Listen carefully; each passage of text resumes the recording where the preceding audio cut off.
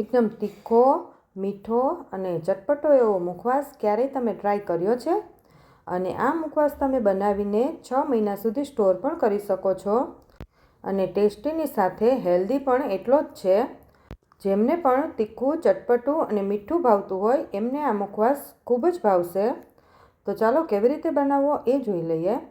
એના માટે અહીંયા આપણે ખજૂર લઈ લીધી છે. ખજૂર આપણે જે સોફ્ટવાળી આવે એ જ લીધી છે. તમે કોઈ પણ ખજૂર લઈ શકો છો. હવે તેને આપણે આ રીતે લાંબા પીસમાં કટ કરી લેવાની. આ આપણે સીડવાળી છે એટલે સીડ વચ્ચેથી કાઢી નાખવાનું. તમે સીડલેસ આવે એ પણ લઈ શકો છો. આ ખજૂર એકદમ સોફ્ટ હોય એટલે હાથમાં થોડો ચીપકતો હોય, પણ આ રીતે આપણે ધીરે ધીરે બધો જ ખજૂરને આ રીતે સમારી લેવાનો. તમારે ચોરસ કટકા કરવા હોય તો એ પણ તમે કરી શકો છો. હવે આપણે બધો જ ખજૂર આ રીતે સમારી લઈએ. તો ખજૂર આપણો બધો સમારાઈ ગયો છે. અને પછી આપણે તેમાં મસાલો કરવાનો છે. તો આપણે પહેલાં 1 ચમચી જેટલું જીરું લઈ લેવાનું, 1 ચમચી જેટલી વરિયાળી લઈ લઈએ, 1 ચમચી જેટલો અજમો લેવાનો અને અડધી ચમચી જેટલા મરી લઈ લઈએ. અને તેને આપણે એકદમ સ્લો ફ્લેમ પર શેકી લેવાના છે. આને આપણે પીસવાનું છે એટલે સારી રીતે પીસાઈ જાય, ભેજનું પ્રમાણ હોય તો એ પણ નીકળી જશે. આપણે તેનો એકદમ કલર ચેન્જ થાય એટલું બધું નથી શેકવાનું, બસ થોડી સુગંધ આવવા માંડે એટલું જ શેકવાનું છે.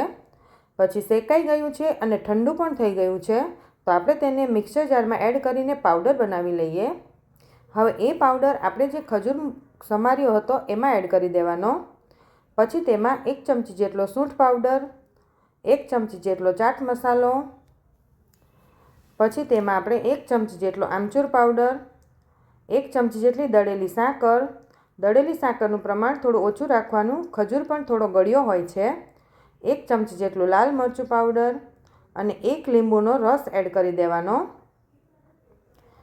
હવે આપણે બધું જ સારી રીતે મિક્સ કરી દઈએ. પહેલાં આમાં બધા જ મસાલા તમે તમારા ટેસ્ટ પ્રમાણે વધારે ઓછા એડ કરી શકો છો. હવે બધું સારી રીતે મિક્સ થઈ ગયું. પછી આપણે મીઠું છેલ્લે એડ કરી દઈએ. તો મેં અહીંયા અડધી ચમચી જેટલું મીઠું એડ કર્યું છે. અને મીઠું એડ કરીને સારી રીતે મિક્સ કરી દઈએ. અને તેને આપણે કોઈ પણ પોળા વાસણમાં અથવા થાળીમાં આપણે તેને કલાક એક પંખા નીચે સૂકવી દેવાનું, જેથી ખજૂર આપણી એકદમ સરસ કોરી થઈ જશે. ખજૂર આપણો સોફ્ટ છે એટલે આપણે તેને પંખા નીચે 1 કલાક રાખી દીધું. હવે તમે જોઈ શકો છો કે ખજૂર આપણો એકદમ સરસ છૂટો પડી ગયો છે. તો હવે તેને આપણે એરટાઇટ ડબ્બામાં ભરી શકીએ છીએ. ખજૂર કોઈને એકલો ખાવો હોય તો ઘણાને નથી ભાવતો, પણ તમે આ રીતે મુખવાસ બનાવીને રોજ થોડો થોડો ખાઈ શકો છો. અને એકદમ ચટપટો તીખો ખજૂર મુખવાસ આપણો તૈયાર થઈ ગયો છે. તો તમે પણ ઘરે જરૂરથી ટ્રાય કરજો. વિડીયો ગમે તો લાઇક, શેર અને સબસ્ક્રાઈબ જરૂર કરજો.